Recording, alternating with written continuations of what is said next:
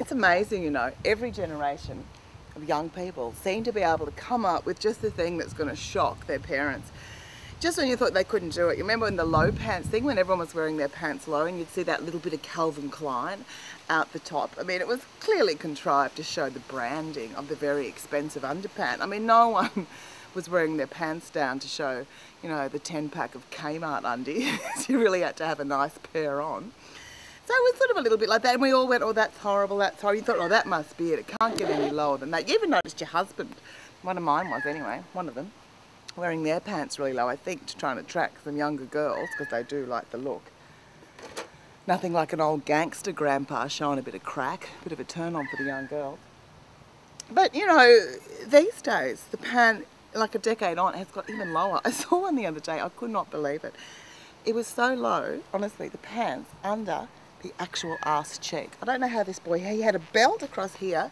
You must be using the penis and balls somehow to balance the buckle of what it was looking like a belt. You're not supposed to have a belt traditionally, but they now need a belt to keep it, because the entire, and when they walk, it's like, you couldn't do it with my bum, it would be very odd, but this, you know, it's cute little young boy bum and these sweaty boy undies, right?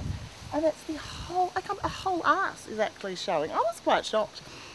I spoke to a friend of mine, a gay friend of mine, and he tells me that in jail, that having your undies out like that and that low is actually a sign that you're up for a bit of anal loving, which I thought's funny, because I really wonder whether those young gangster kind of heteros, which I imagine are incredibly homophobic, realise that they're signalling for a bit of anal penetration.